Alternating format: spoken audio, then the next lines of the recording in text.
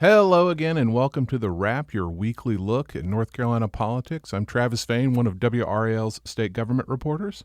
And I'm Brian Murphy, also one of WRAL's state government reporters. It's not his title, folks, but we make him do it all the time. Murph writes a lot about gambling. If you've listened to this show, you've heard us mention him over and over, particularly when sports gambling was hot. And now, well, what's hot now, Murph? Is it casinos? Are we finally in casino time? We've gone from no gambling or very little gambling in the state to a whole lot of gambling in the state, maybe. I mean, if you listen to people at the legislature, they still harken back to the big fight over the lottery and how tough that was to get passed. And now in one session, we may add non-tribal casinos, sports gambling, VLTs, which are basically slot machines in bars and restaurants and convenience stores all over the state. I mean, this 0 to 60 is pretty impressive. Might not be the right word. I'm not sure what the right word is. Yeah, and we need to talk more about VLTs because, I mean, that's basically video poker, the scourge that the state has tried to outlaw over and over again for, 20 years, something like that. And I guess it's if you can't beat them, join them. Maybe we'll just legalize it and tax it. Boy, where have you heard that before? But the thing that I think we're talking about this week more is casinos. I mean, after banging on a lot of doors and trying to get a copy of a bill that was clearly being discussed to legalize casino, we got a copy of it. And it's kind of what has been described, but there's some key details, right? Yeah, I mean, we're talking about 4 new non-tribal casinos, or at least 3 new non-tribal casinos in sort of counties that need economic development. And they're selling these, when I say they, lawmakers are selling these as entertainment districts. They're talking about hotels, restaurants, all the things that would pop up around a casino. But at the heart, it's a casino because you could put a restaurant in Rockingham County right now. There's no law against that. You could put a hotel in Anson County. There's no law against that. But there are laws against building casinos that would then attract that secondary business. We're talking about a $1.5 billion required investment by a company to come in state and operate these 3 sites. Additionally, there's a 4th site that would be run by the Lumbee. This would be a way of getting around the old federal recognition issue, which has hampered the Lumbee for years and years. And they would have sort of access to the southeast corner of the state to put a casino in somewhere there. The bill is, at least as the draft that we've seen, is pretty artfully written to specifically spell out these counties without writing the names Nash, Anson, and Rockingham into the legislation. Yeah, but that's the idea, plus the Lumbee casino that's in, I think, 10 counties, exactly where you would think it would be, centered kind of in Robeson, Columbus County, but there are a bunch of ancillary counties where they could operate as well. And it would just be one company. So forget about the Lumbee casino, the non-tribal tribal casino. Let's set that aside for a second because that's its own little thing. The other 3, like you said, a company would have to spend $1.5 billion, $500,000 per site. $500 million. Excuse me, $500 million per site. Big difference there. Well, you got to excuse a journalist if he doesn't really understand really big numbers. And then I think 1,700 jobs would be the minimum for each site. But it's one company. There's no we got 3 casinos and 3 licenses. Nah, it's one. And I think that's caused a lot of consternation with everybody and their brother in the casino business who has a lobbyist now. Right. And your reporting on this sort of broke open the door to a lot of this. Rockingham County, there's already a casino developer trying to rezone some property, 192 acres in Rockingham County, which just so happens to be the county that Senate Leader Phil Berger represents, and just so happens to be over the border from a Virginia casino in Danville, which I think spurred a lot of this. I mean, people have been asking me, where's this coming from? Where's this coming from? I don't think a lot of this happens if Virginia doesn't start dotting the North Carolina border with casinos. At least 4 casinos along the North Carolina-Virginia border have popped up, and all of a sudden lawmakers are saying, hey, wait a second, we could put casinos in places that don't have a lot of jobs. So we're not talking Wake County, we're not talking Mecklenburg County, but we're talking Tier 1 counties that are economically distressed. Now all of a sudden they're seeing these what they're calling rural tourism districts or incentives to get some business in some of these other counties that have been losing population and quite frankly maybe losing clout. Yeah, and maybe we ought to think some before we move forward about what an arms race along the border on casinos looks like 20 years from now. But you mentioned Rockingham County. Yeah, that's a company called Cordish, Cordish. They're a massive developer, have an entire division dedicated to casino development. And the head of their casino development division is the head of a kind of a nondescript holding company which has at least an option on some land out there next to a camp for special needs kids, which is fighting this. But they're looking to rezone that land in Rockingham County. So that's kind of where we finally got a piece of paper. We got a bill this week, and we finally got some indication of, all right, here's a location. And Cordish has been the name that I've heard more than anybody else at the General Assembly. Like the seems to be driving this push as much as anyone from the private sector. Would you agree with that? Yeah, and they own Maryland Live, which is a casino that I've actually been to. It's a sort of a casino in a strip mall up in Maryland, where they do allow casinos, and that was put into place long before they built a much bigger, grander MGM casino that kind of looks and feels much more like a Vegas casino. The Maryland Live Casino is what you would expect about a casino that's in kind of a strip mall. But it was busy. The one time I went, it was jam packed, and I think, and this ties into the budget, which we're going to get to. But when you look at tax cuts, there has to be some money to fund the state, and I think more and more lawmakers, including very conservative lawmakers, are saying this might be one way to generate revenue to help us offset maybe larger tax cuts. Right, because the Senate particularly wants to do tax cuts, the House too, but they want to tie it to triggers so that state revenues, if they kind of collapse a little bit, if the economy takes a downturn, well, you don't get your tax cut unless the state budget performs a certain way. But I mean, you've been writing about casinos for months at this point, and I'm interested in a study that you wrote about where it said 3 casinos could generate something between $336 million and $589 million annually in tax revenue for the state. Now, the bill that we've seen is at 22.5%. We'd have to go back into the study and figure out where, is that what they were basing their calculations on? But my only point here is it's big numbers. Now, listen to this VLT number. This is where basically there are, I guess we're not allowed to call them slot machines, but slot machines in every gas station in the state, right? That's the idea of VLTs? Right. Senator Berger made it clear that these would not just be limited to the casino sites. This would be statewide. There was a bill, Harry Warren's bill earlier this year, which everybody indicates is not going to get passed. But that bill indicated at least 6, up to 10 of these VLT, video gaming terminals, video lottery terminals in every establishment that has an ABC license. Yeah. And so the study that we mentioned a minute ago said that would generate $1.9 billion if you had 30,000 of those things around the state. If you go up to 56,000, that's $3.79 billion annual revenue for the state. You can cut a lot of taxes when you get that money, if it works out. Well, now we're talking real money. Yeah, this is finally, Murph, we're talking real money. Well, this is what this was one of the more interesting parts to me about the sports gambling bill.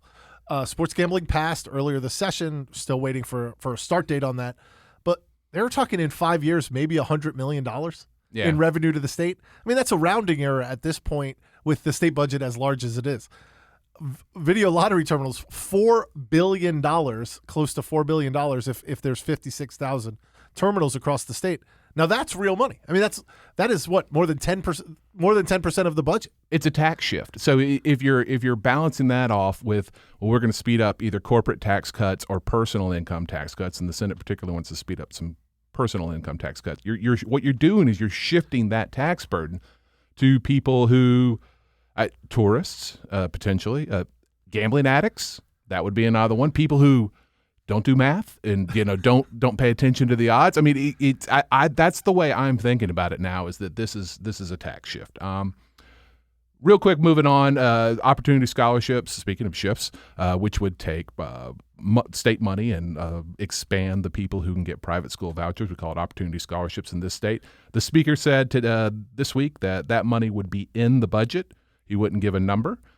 He also said, no, we're not going to separate Medicaid expansion out like Governor Roy Cooper and Democrats want. That was known, but he said it out loud. Well, talk about losing money. I mean, there's at least a study from the DHHS in the state that says every month that we don't expand Medicaid, that's $500 million that I wouldn't say we're exactly losing, but we're not getting access to as a state. And so if you start to add that up, Medicaid expansion passed several months ago. That could be $2 billion at this point. Also, the speaker said this week that they've got an agreement between the House and Senate on state employee and teacher raises. Wouldn't give numbers, though. But so the things apparently holding up the budget now are reserves, tax cuts, whether or not to have triggers before you hit the tax cuts. And I mean, we talked about how casinos are just, and VLTs are somewhat inextricably linked to tax cuts. So I'm sure that's part of it, too. Governor's office, his budget office, really pushing back on the Senate proposed tax cuts. They want to accelerate personal income tax cuts.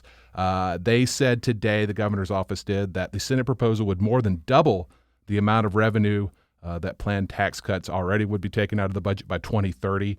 That would blow a $13 billion hole and some change in the budget by 2030, which is like a 20% revenue cut. So again, good news, Travis. I found $4 billion a year that we can use to replace some of that money. Right. And then speaking very quickly of the budget and education funding, because education is so much of the budget, the governor's office is now up to 26 different school boards that have passed resolutions basically against the Senate budget proposal, which had lower teacher raises than the House wanted, the Opportunity Scholarships money. And just these resolutions are about education and funding in general. 26 school boards have now passed one out of, I guess, 115 in the state. About half of those 26, they're from pretty heavy Republican areas. So I always have been tracking that as we try to see what sort of grassroots support the governor is able to gin up as he's traveled the state, kind of pushing back against this budget. We're going to take a break, and we're going to insert an ad here, and I'm sure it won't bring in casino level money, but stick with us. All right, welcome back. Travis Fain and Brian Murphy for WRAL, getting you caught up on the week that was in North Carolina politics. Senate Bill 90. Murph, did you follow this one? This is the one that we called like the parental bill of rights on steroids. It had a whole bunch of stuff that popped up last week, including like if you're a minor and you have a library card but your parents don't write in writing that you can have a library card, well, your library card is going to be canceled. I don't know how much that bill broke through and got noticed by the general world. Well, in part it got noticed because there's not much else happening at the state legislature. They've been taking a long break, and so that bill did kind of bubble up very quickly and then went away almost as quickly as it bubbled up. And now it seems like, at least according to Speaker Moore, it is not going to get a full hearing. And that makes Democrats certainly very happy. And I think the bill had gone far enough that some Republicans got queasy about it as well. Yeah, absolutely. And the speaker said that the library parts, because it also would have required like adults only access to certain books in libraries. And I think people looked at that and said, well, how's that going to work? I think this is something that the family policy folks had wanted, Tammy Fitzgerald's group, and it was going to get a hearing, and then it didn't. You mentioned how quiet it has been. No votes until the week of August 7th, it looks like, including overrides. Maybe we see a state budget the week of August 7th.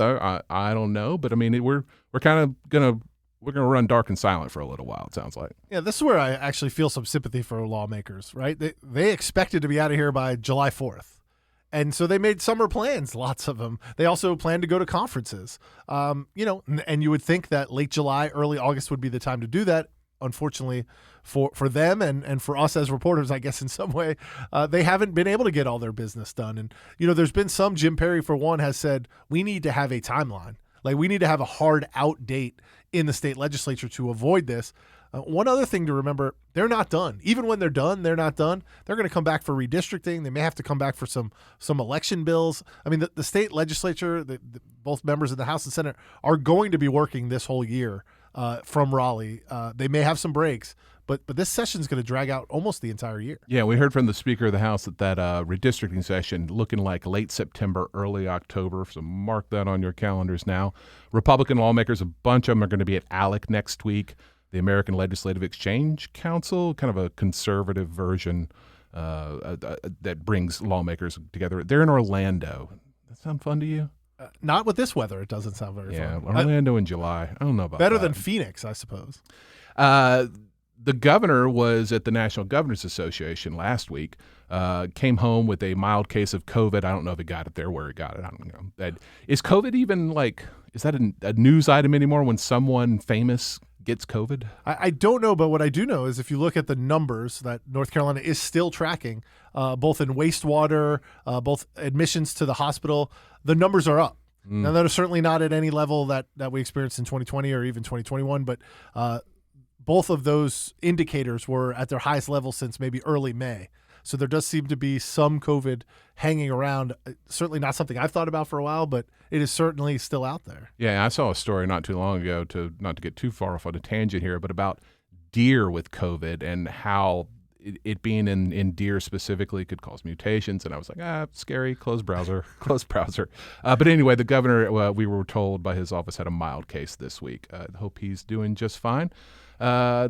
Also this week, new boards of election members took office on Tuesday. Now, this isn't a change. There's a bill pending that would radically change the way boards of elections are set in North Carolina. Hasn't passed yet. If it does, I'm sure it'll be challenged in court. So that's a ways off. This is just the standard switch out. 5-member boards. They're going to serve through July of 2025. Most of the boards across the state had at least one new member. And the turnover, because it's kind of a high-pressure environment, you would say? This is an amazing statistic. It's not new. We've reported it before, but since 2019, almost half of North Carolina's 100 election directors, so the board hires the elections director, and that's who staffs up and administers the election. Almost half of the 100 election directors in the state have left and been replaced. According to data from the state, the vast majority either retired or resigned. Only 9 left for other jobs. When y'all don't appreciate something, it goes away. So I hope that we are taking care of our elections offices that do a lot of hard work. And barring some legislation or some changes, these are the boards of elections that will be in place for the 2024 election. Yeah, I mean, I think we're going to fight about that for a little while, but yeah. College IDs, basically voter ID is moving forward apace. State Board of Elections has approved 99 different employer and college IDs. That's part of a standard process that's been ongoing, but that happened this week. Today, Friday, the governor vetoed House Bill 219. It's a charter school bill. It would allow charter schools for the first time to get building construction money from county governments that want to give it to them. Also makes it easier for charter schools, including those that are struggling academically, to expand. Got a bunch of other stuff in it. 4 Democrats voted for that one in the House. Whether they come home or not on a veto override, we shall see. But add that to the potential override bin. And as you well know, if you're listening to this podcast, it doesn't really matter.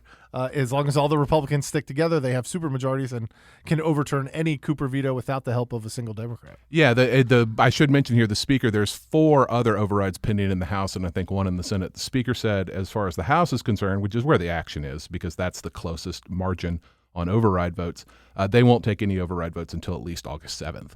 So there's a couple of transgender bills, LGBTQ bills, couple of other building code bill that's kind of pending there, so not till August 7th.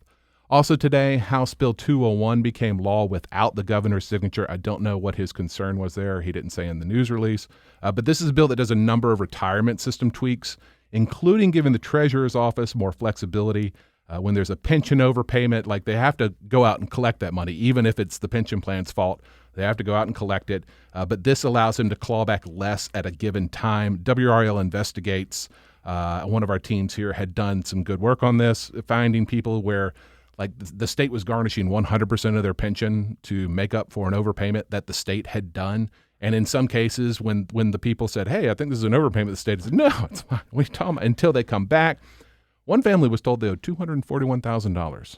This was truly remarkable. Great reporting by our folks over here at 5 on Your Side. And the fact that the state can make a mistake, the person receiving the error can say, whoa, time out. This is a mistake. The state can say, no, you're fine. And then at some period of time later saying, oh, actually, no, you were right. This was a mistake. We need to claw back $41,000. Does seem like a flaw. There seems like there's a problem there. And there are mixed opinions as to whether or not this bill fixes it. It does attempt to address it, but obviously the governor didn't sign it, so not everybody agrees with the bill. Bobby Hanig, who is a state senator and a former House member from out kind of near the coast. I can't remember which counties. Those districts out there are so big. He got tattoos on the backs of his calves, one of the House seal and one of the Senate seal. I saw it on the Twitter. If you like serving in the state legislature enough to get giant tattoos, and these were large tattoos yeah. on both of your calves, I think that should disqualify you from being in the state legislature. That's not going to help us with our schedule concerns, right? Like, if you like it that much. But yeah, there you can check that out on Twitter. Senator Hanig, he is also known for wearing somewhat audacious clothing. He wears like very bright, sparkly jackets and stuff. So clearly likes his job. Speaking of politics, Andy Wells, former state senator, he is a Republican. He's going to run for governor. So that puts us to 4 people run for governor. Axios first reported this week. Carter Wren, who's kind of a longtime Republican consultant, will be working with his campaign. So it's Andy Wells, former Congressman Mark Walker, current treasurer Dale Folwell, and then current Lieutenant Governor Mark Robinson, who, when he won the lieutenant governor's race, beat 9 candidates in the lieutenant governor's primary, the Republican primary in 2020, including then Senator Andy Wells. And Josh Stein also running on the Democratic side. I don't believe he has a challenger at this moment. So Supreme Court Justice Michael Morgan, also a Democrat, is considering it. And I mean, it seems like considering means yes these days, but he has not made it official. So we might have a race on the Democratic side, and we're going to have at least a 4-way race, it looks like, on the Republican side. Obviously, Mark Robinson is the favorite, maybe the heavy favorite at this point.